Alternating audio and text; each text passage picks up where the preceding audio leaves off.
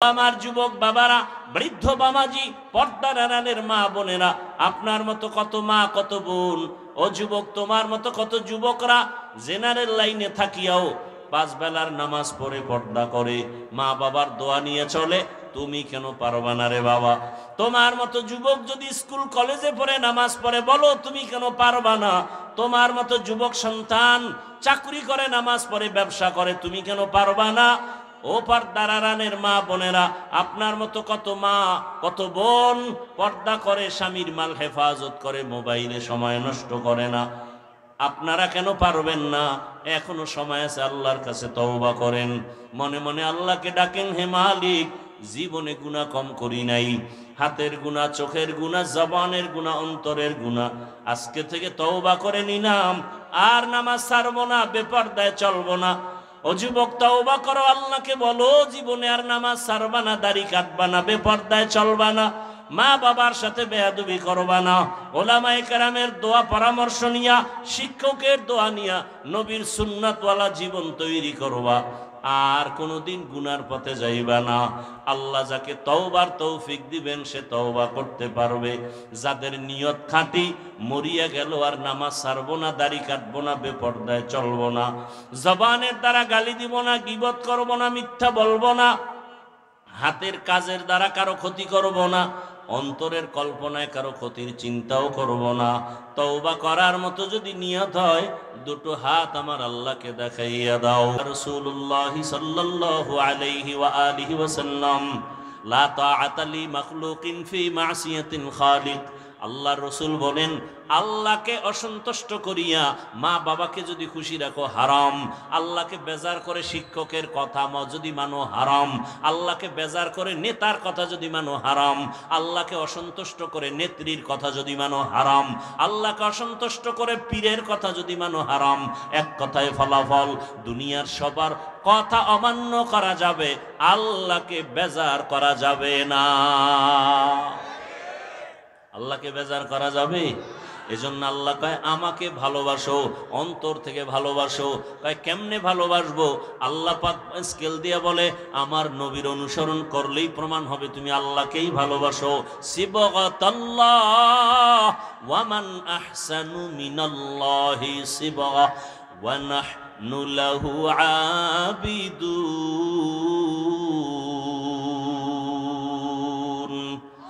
আল্লাহর কাছে চাও, কারণ দুনিয়াওয়ালারা সব ফকির, এজন্য দুনিয়াওয়ালারা চাইলে কষ্ট পায়, আল্লাহ হলেন ধনী। আল্লাহ বলেন আমার কাছে চাইলে আমি খুশি। ইয়া আইয়ুহান নাস আনতুমুল ফুকারাউ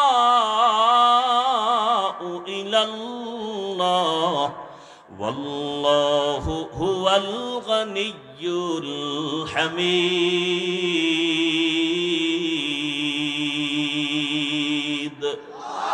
একই মায়ের গর্ভের 5টা সন্তান, এর মধ্যে 2টা মেয়ে 3টা ছেলে, তিন মেয়ে 2 ছেলে।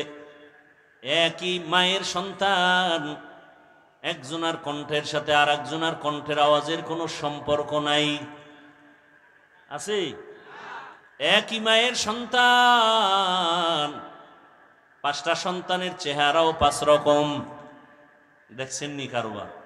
একই ফ্যাক্টরির থেকে আসছে, চেহারা আলাদা, কণ্ঠ আলাদা, দেহ গঠন আলাদা। কে করেছেন? দুনিয়ার সব মানুষ, হাজার হাজার হাজার হাজার হাজার হাজার কোটি মানুষ, আল্লাহ যত মানুষ বানাইছেন, আদম থেকে আজ পর্যন্ত যত মানুষ, সারা দুনিয়ার মানুষ যদি এক জায়গায় মিলায় দাও, সব মানুষ এক। বলে আঙ্গুলের একটা টিপ লাগায় দেখ, পৃথিবীর কারো আঙ্গুলের সাথে অন্যের আঙ্গুলের ছাপে মিল হবে না। হবে? চোখের মধ্যে এমন ডিজাইন আল্লাহ দিলেন, এত সুন্দর ডিজাইন, সারা দুনিয়ার মানুষের চেহারাও যদি মিলাও, নকলের সুযোগ আছে, চোখের ডিজাইনের মিল করার কোনো সুযোগ নাই। এই জন্য ওই বিদেশে গেলে, বিভিন্ন কঠিন কঠিন কাজে গেলে বলে তোমার চোখের চেহারার চোখ দিয়ে ভালো করে তাকাও, তোমার চোখের ডিজাইন নিতে হবে। স্ক্রিনে ক্যামেরার মাধ্যমে নিয়ে নেয়, আঙ্গুলের ছাপ নেয়, দুনিয়ার কারো আঙ্গুলের ছাপের সাথে কারোটার মিল নাই। কুদরত কাদের কুদরত দারি बर कमाल अंता रब्बी अंता हस्बी जुल जलाल तू ही कादिर जलीलुल्लाह जहादर बहर हाले तू ही मेरा निगहदार। তাহলে আল্লাহ তাআলা মানুষ দুনিয়াতে পাঠাইয়া মানুষকে চলার জন্য নিয়ম নীতি দিয়েছেন, মানুষের সম্মান বজায় রাখার ব্যবস্থাও করেছেন। আল্লাহ তাআলা বলেন, ও দুনিয়ার মানুষ, আমি তোমাদের বানানোর পরে তোমার জীবনের সব প্রয়োজনের ব্যবস্থাও করেছি, অতএব আমার কাছেই চাইতে হবে। আমি আল্লাহ তোমার সব চাহিদা পূরণ করব। চাওয়ার আগেই তো সব দিয়া দিলাম, আরো কিছু যদি প্রয়োজন হয় আমার কাছে চাও। রহমতের নবী বলেন, ইজা সাআলতা ফাসআলিল্লাহ ওয়া ইজাস্তাআনতা ফাস্তাইন বিল্লাহ। যদি প্রশ্ন করো, সাইল করো, কার কাছে করো? আল্লাহর কাছে চাও। কারণ দুনিয়াওয়ালারা সব ফকির, এজন্য দুনিয়াওয়ালারা চাইলে কষ্ট পায়। আল্লাহ হলেন ধনী, আল্লাহ বলেন আমার কাছে চাইলে আমি খুশি। ইয়া আইয়ুহান নাস আনতুমুল ফুকারাউ ইলাল্লাহ ওয়াল্লাহু হুয়াল গনিয়্যুল হামিদ।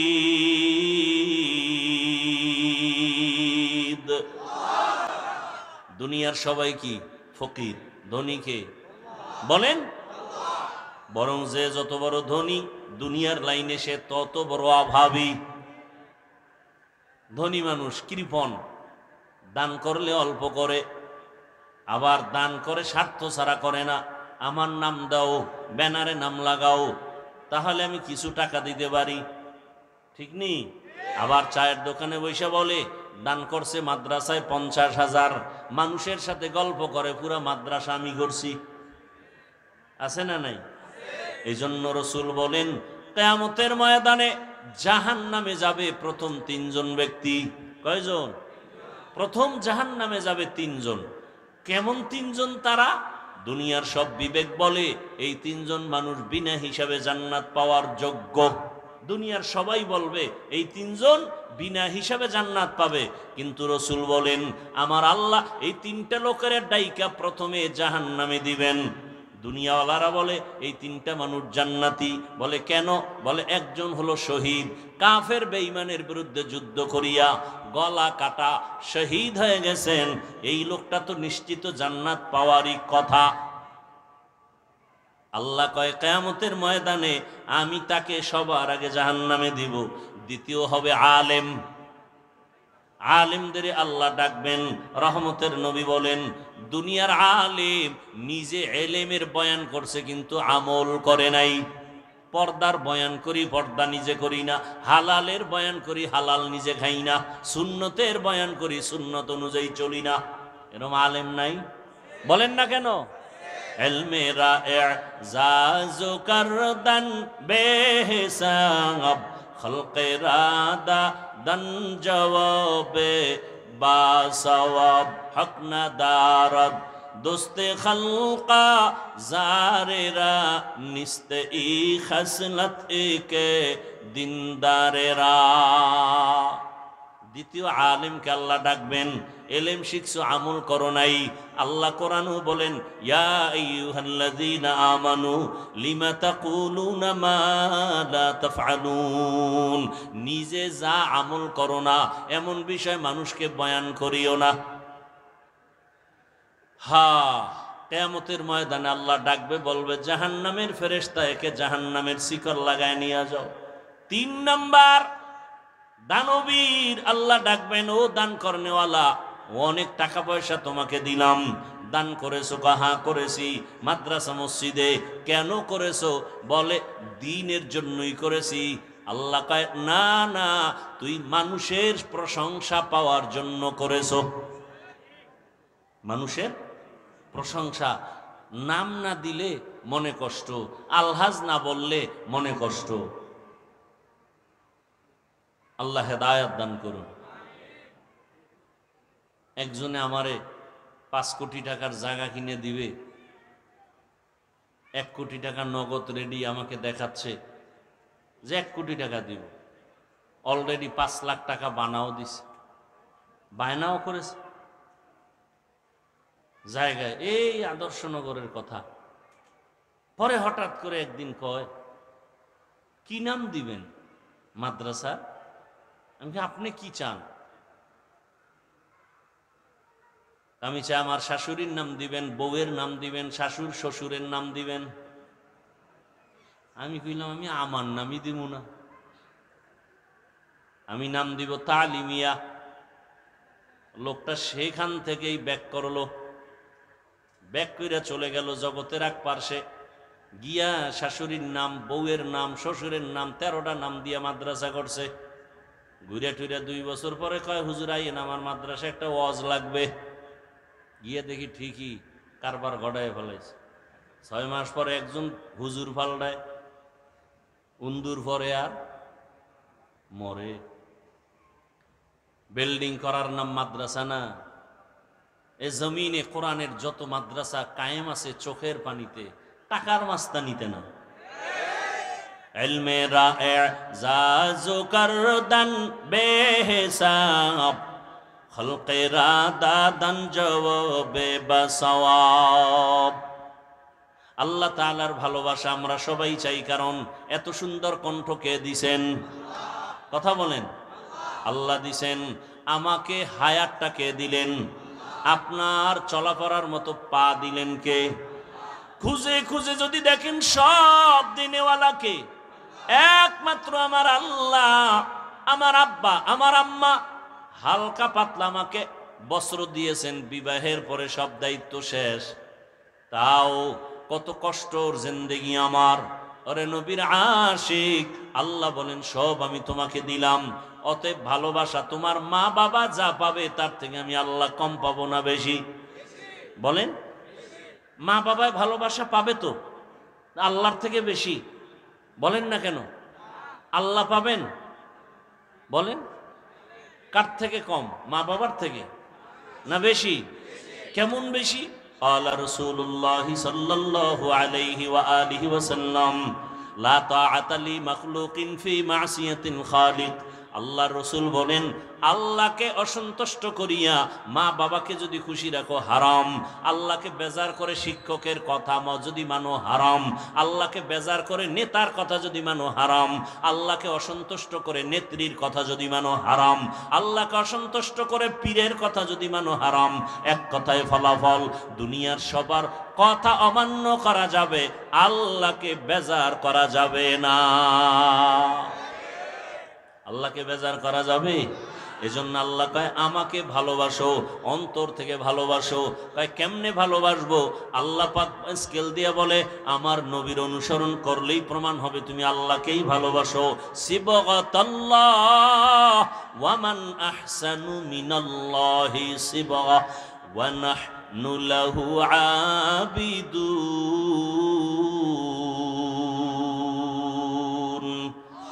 আল্লাহর রঙে রঙিন হও। দুনিয়াতে যত রং আছে আমার মাওলার রঙের মতো আছে আর সুন্দর রং? আসমানের দিকে তাকায় দেখো কত সুন্দর রঙের আসমান আল্লাহ বানায় রাখছেন। জমিনের দিকে তাকাও কত সুন্দর রং বেরঙের জিনিস আল্লাহ বানায় রাখছেন। আল্লাহর বানানো আসমান জমিন এত সুন্দর, না জানি আমার বানানেওয়ালা আল্লাহ আরো কত সুন্দর। ওই আল্লাহকে ভালোবাসো। এখন আমরা সবাই যদি জিজ্ঞেস করি ভালোবাসিনি, সবাই বলবে হ্যাঁ আল্লাহকে ভালোবাসি। আল্লাহকে ভালোবাসার প্রমাণ কি? যে নবীর অনুসরণ করে, নবীকে মানে, নবীকে মানে প্রমাণ হবে সে আল্লাহকেই মানলো। যে নবীকে মানবে সে আল্লাহকেই ভালোবাসলো। নবীকে মানার অর্থ কি?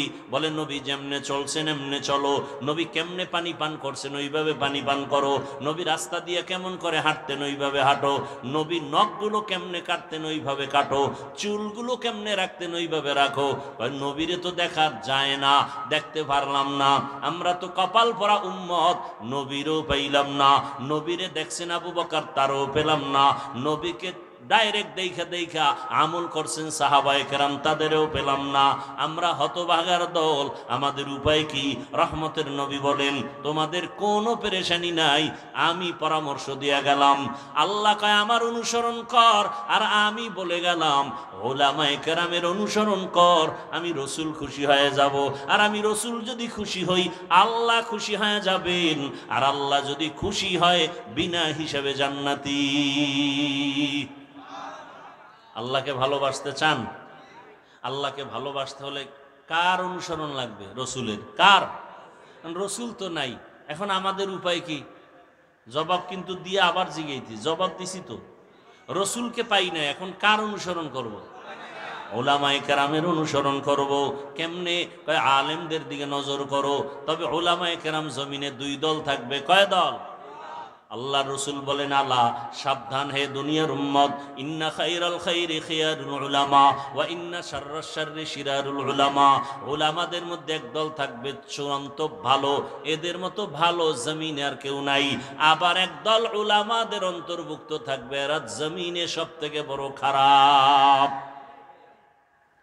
আলেম পৃথিবীতে শ্রেষ্ঠ, খানার মধ্যে বিরিয়ানি শ্রেষ্ঠ, নষ্ট হলে এটা পান্তা ভাতের চেয়েও কি খারাপ।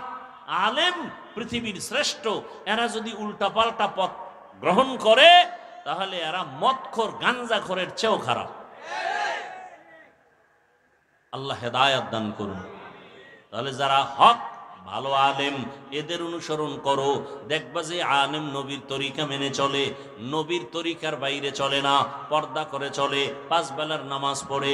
আরে তোমার তদন্ত করা লাগবে না, একজন আলেম ভালো না খারাপ, 2 মিনিট থাকলে, তার কথা শুনলে, চেহারা দেখলে তোমার অন্তরে শাহাদাত আসবে, সাক্ষী আসবে যে আলেমটা পিওর না ভেজাল। ভালো আলেমের অনুসরণ করো।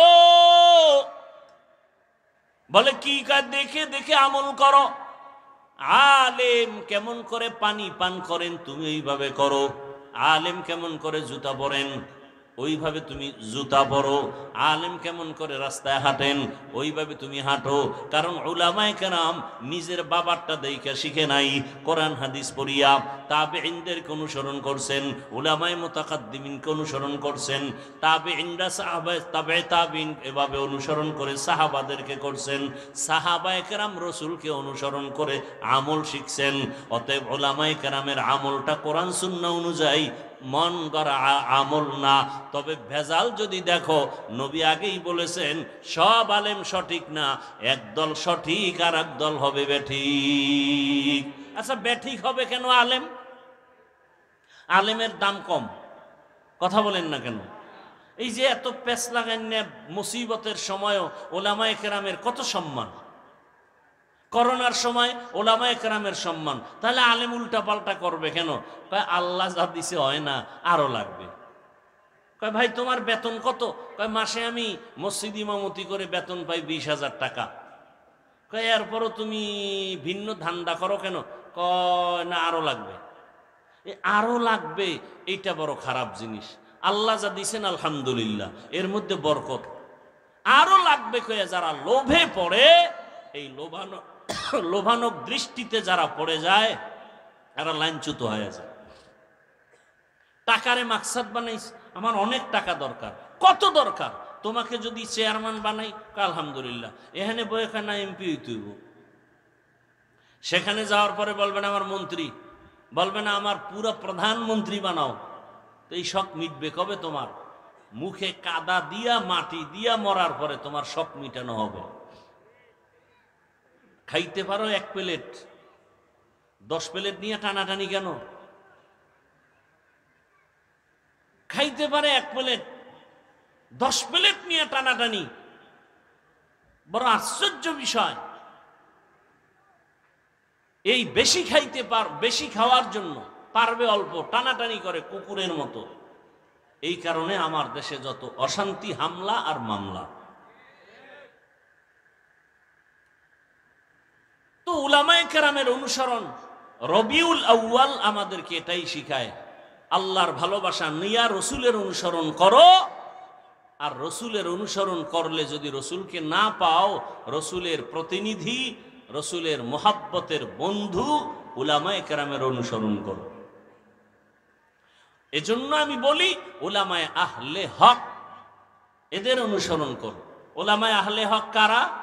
এরা কখনো বেপরদায় চলবেন, বাম হাতে পানি পান করবেন না, এরা সুন্নতের অনুসরণে চলবেন। এদেরকে দেখে দেখে আমল করো। উলামায়ে কেরামের পরামর্শ নিয়ে তোমার আদর্শ ঠিক করো। নামাজে কেমনে দাঁড়াইবা, উলামায়ে কেরাম আহলে হক আলেম দেইকা নামাজ ঠিক করো, রোজা ঠিক করো, পর্দা ঠিক করো। ব্যবসা যদি করতে চাও, ইসলামী ব্যবসার সিস্টেম দেওয়া আছে, ওই সিস্টেমে ব্যবসা করো। নবী সুসংবাদ দিছে তুমি জান্নাতে যাইবা। চাকরি যদি করো, ওখানে ইসলামের সিস্টেম বাতানো আছে, ওই নিয়মে তুমি চাকরি করো। তুমি চাকরি করিও জান্নাতের পথ পাইবা। উলামায়ে কেরাম থেকে জেনে নাও, নিজে নিজে পারবা না, উলামায়ে কেরাম থেকে জেনে জেনে তুমি আমল শুরু করে দাও। আর তোমার উলামায়ে কেরামের থেকে যাইনা শুইনা আমল যা করবা, এর সাথে তুমি আগায়া থাকার জন্য, মজবুত হইয়া চলার জন্য, শয়তানের ধোকায় যেন পিছে পড়তে না হয়, এ কারণে তোমার মা বাবার দোয়া নেও, মুরব্বীদের দোয়া নিয়ে চলো। রসুলের আদর্শের মালা গলায় নিয়া, উলামায়ে কেরামের পরামর্শ নিয়া, মা বাবার দোয়া নিয়া সামনে যদি আগাও, দুনিয়ার সব একদিকে পড়ে যাবে, তোমার লোভানক দৃষ্টিও দিকে যাবে না। ওই লোকগুলো লোভে পড়িয়া কোটি টাকা পাইয়াও যত পেরেশানির মধ্যে আছে, তুমি অল্প টাকায় আনন্দে জীবন কাটাইবা, কোনো পেরেশানি থাকবে না, কোনো পেরেশানি থাকবে না। এ রবিউল আউয়ালের শিক্ষা।